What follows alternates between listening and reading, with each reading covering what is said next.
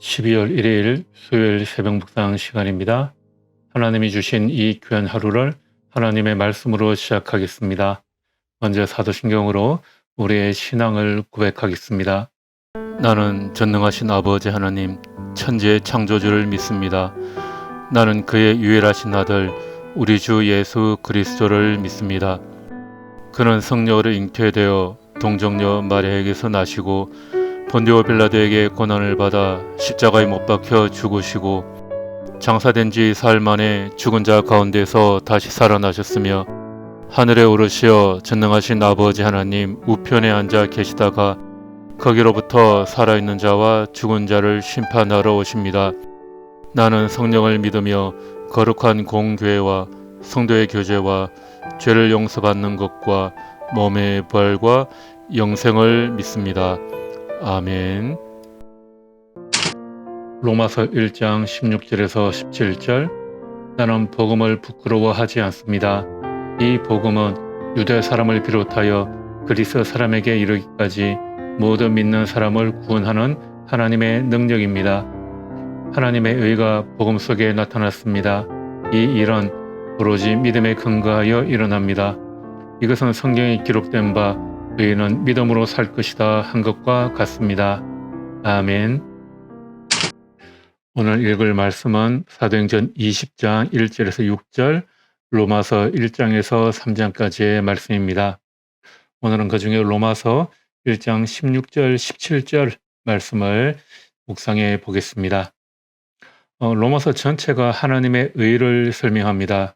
오직 믿음으로만 의롭다 함을 얻는 것을 말하는 거죠. 바울의 서신들은 일반적으로 그가 직접 개척한 교회의 현안들을 다루고 있습니다. 그러나 로마서는 그가 개척하지 않은 로마 교회에 보낸 편지입니다. 바울이 제3차 전도 여행 중에 고린도에서 사역을 할 때 로마서를 기록한 것으로 보입니다. 그는 예루살렘을 거쳐서 로마로 가려는 계획을 세우고 먼저 로마 교회에 편지를 먼저 보낸 것입니다. 로마 교회의 유대인 그리스도인들과 이방인 그리스도인들 사이의 그 갈등을 해결하기 위해서 이 편지를 먼저 보낸 겁니다.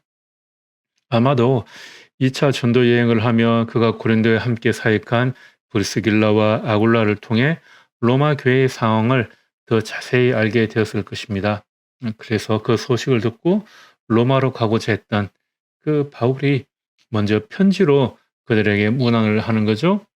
로마서는 크게 하나님께서 우리의 죄를 어떻게 해결하셔서 우리가 의롭게 되며 또 성화되어 가는지를 설명하고요. 그 다음 부분에서는 의로워진 우리가 어떻게 올바른 삶을 살아야 하는가 이것에 대해 말하고 있습니다. 이처럼 전반부는 구원의 도리를, 후반부는 구원의 실천적인 삶을 이야기합니다. 오늘 읽은 본문에서 사도 바울은 로마에 있는 사람들에게 자신이 전하려는 메시지의 핵심을 요약해서 전달하고 있습니다. 그래서 이 본문이 바로 로마서 전체의 주제입니다. 우리가 어떤 책을 읽을 때 먼저 그 책의 중심 주제, 그러니까 주제를 파악하는 것이 좋은 방법이 되죠. 그 주제를 통해서 그 책의 전체 내용을 올바르게 이해할 수 있기 때문입니다. 마찬가지로 우리가 로마서를 제대로 이해하기 위해서는 그 로마서의 주제를 먼저 잘 알고 읽어야 합니다. 오늘 읽은 바로 이 두 구절의 본문 말씀이 로마서의 중심 문장입니다. 그래서 로마서의 전체 주제를 드러내고 있습니다. 또한 로마서는 개혁교회에서 성경 전체를 이해하는데 매우 중요한 책입니다. 그렇다면 결국 로마서를 이해하는 이 중심 문장인 오늘 성경 본문 말씀은 성경 전체의 주제를 보여주고 있다. 이렇게 말할 수도 있는 거죠. 그렇게 이 말씀을 올바로 이해하는 것은 대단히 중요한 일이 됩니다. 오늘은 16절 전반부에 초점을 맞춰 본문을 잠깐 살펴보도록 하겠습니다. 16절의 말씀은 앞문장과의 관계 속에서 잘 이해될 수 있는데요. 먼저 15절 말씀에 이렇게 이야기합니다. 그러므로 나의 간절한 소원은 로마에 있는 여러분에게도 복음을 전하는 일입니다. 한글 성경에서는 빠져 있는데 원문에서는 15절과 16절 사이에 왜냐하면이라는 접속사가 있습니다. 바울은 예수를 믿기는 하지만 아직 복음의 깊이를 잘 모르는 로마의 성도들에게 복음을 가르치기 원했습니다. 복음으로 그들을 든든하게 세우기를 원했습니다. 왜냐하면 바울은 복음을 부끄러워하지 아니하고 그가 믿는 이 복음은 모든 믿는 자에게 구원을 주시는 하나님의 능력이 되기 때문입니다. 우리는 여기에서 사람들을 복음으로 인도하고자 하는 이 바울의 열정을 볼 수가 있습니다. 바울은 복음에 대한 열정이 차고도 넘쳤습니다. 이것을 전하지 않으면 그는 무엇인가 큰 일이라도 일어나는 것처럼 여겼습니다. 그것은 아마 14절에서 볼 수 있는 것 같이 자신이 모든 사람에게 빚진 자라고 생각하고 있기 때문이었을 것입니다. 한때 복음을 핍박하던 그가 하나님의 놀라운 은혜를 체험하였을 때 복음에 대해 빚진 자가 되지 않을 수 없었던 것입니다.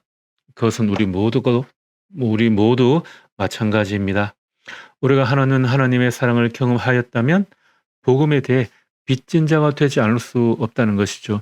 뿐만 아니라 그는 복음에 대한 분명한 사고를 가지고 있었습니다. 왜 복음을 믿는지에 대한 이유를 그는 늘 준비하고 있었습니다.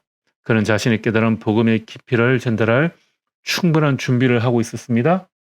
우리 역시 복음에 대한 열정과 분명한 사고를 가지고 있어야 합니다. 우리가 복음에 대해 생각할 때 단순하게 내가 예수 믿고 구원받는다라고만 생각해서는 안 된다는 거죠. 우리는 복음을 다른 사람에게 열정을 가지고 체계적으로 잘 전달할 수 있어야 합니다. 바울은 16절에서 나는 복음을 부끄러워하지 않습니다 라는 말씀으로 시작합니다. 이미 15절과의 관계 속에서 우리가 살펴보았듯이 바울은 로마에 있는 성도들에게 복음을 가르치고 싶었습니다. 자신이 깨달은 복음의 깊이를 전달하고 싶었습니다. 왜냐하면 바울은 복음을 부끄러워하지 아니하기 때문입니다. 이게 무슨 이야기입니까? 바울의 표현 방식을 잘 봐야 합니다. 그는 내가 복음을 자랑한다 이렇게 말하지 않았어요. 그는 복음을 부끄러워하지 않는다라고 말하고 있습니다. 바울은 부정적인 표현을 사용하면서 자신이 진실로 복음을 자랑하고 영광스럽게 생각한다고 말하고 있는 겁니다. 그는 복음을 자랑합니다. 그는 그리스도의 십자가를 영광스럽게 생각합니다. 그는 복음을 위해서라면 자신의 목숨을 내놓을 수도 있었습니다. 그런데 왜 바울은 자신이 이 복음을 자랑한다라는 표현 대신에 복음을 부끄러워하지 않는다라는 부정적인 표현을 사용했을까요? 바울이 이처럼 부정적인 표현을 사용하여 자신의 생각을 전하는 데는 분명한 의도가 있었겠죠. 그리스도인이 되었으면서도 무엇인가 복음을 부끄러워하는 사람들을 돕기 위해 바울은 일부러 그렇게 표현을 한 것입니다. 로마에 있는 사람들 가운데에는 예수 그리스도를 나의 구주, 나의 주님으로 고백했으면서도 이 복음에 대해 부끄러움을 가지고 있는 사람들이 있었을 것 같아 보입니다. 당시 로마는 세계의 중심지였어요. 당시 로마는 아프리카와 중동 그리고 남유럽을 정복하고 있는 로마 제국의 수도였습니다. 로마는 세계에 많은 사람이 왕래하던 도시였고요. 그 어떤 시대의 나라도 누려보지 못한 사치와 화려함을 누리던 도시였습니다. 로마에 있는 사람들은 세상적인 힘과 권력, 부와 쾌락이 무엇인지 직접 두 눈으로 바라보고 누릴 수 있었던 사람들입니다. 이성적인 사상과 철학이 발달한 도시였습니다.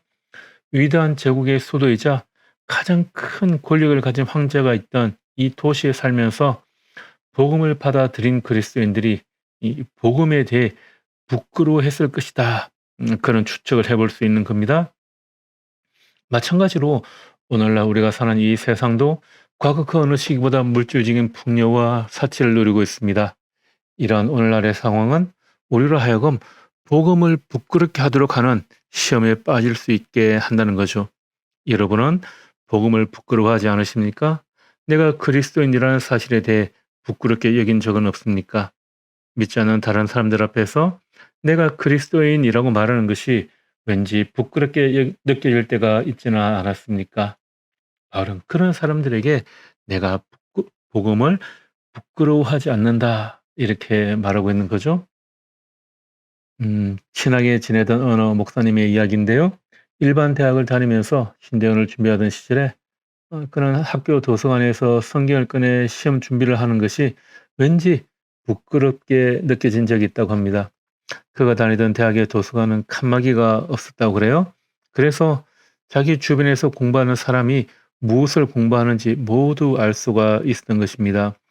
어려운 원서와 고상한 철학 서적, 취직을 위한 영어 관련 서적, 고시 관련 서적이 쌓여 있는 곳에서 성경을 펼쳐놓고 하루 종일 성경만 공부한다는 것, 그 자체가 무척 어리석게 느껴졌다는 겁니다. 우리가 왜 복음을 부끄러워하지 않아야 합니까? 이 질문에 우리는 이렇게 말해야 합니다. 왜냐하면 복음은 모든 믿는 자에게 구원을 주시는 하나님의 능력이 되기 때문입니다. 세상은 인간을 구원하지 못합니다. 위대한 철학과 사상도 인간의 발달을 위한 과학도 결코 인간을 구원하지 못합니다. 인간의 노력과 세상의 힘으로는 결코 인간을 구원하지 못합니다. 그런데 세상이 어렵다고 미련하다고 말하는 그 복음이 인간을 구원합니다. 모든 믿는 자에게 구원을 주시는 하나님의 능력입니다. 그 복음은 우리에게 자유를 줍니다. 그렇게 바울은 복음을 부끄러워하지 않았습니다. 오늘 하루를 시작하며 나는 복음을 부끄러워하지 않습니다 라고 말할 수 있게 되기를 주님은 여러분들을 향하여 바라고 계십니다. 기도하겠습니다. 하나님, 주님의 가르침에 우리의 기쁨이 있습니다. 주님, 하나님께서 우리에게 구원을 주셨으며 우리의 구원을 이루어 가십니다. 그러하기에 우리로 하여금 복음을 부끄러워하지 않는 오늘 하루가 되게 하여 주십시오. 예수님의 이름으로 기도합니다. 아멘.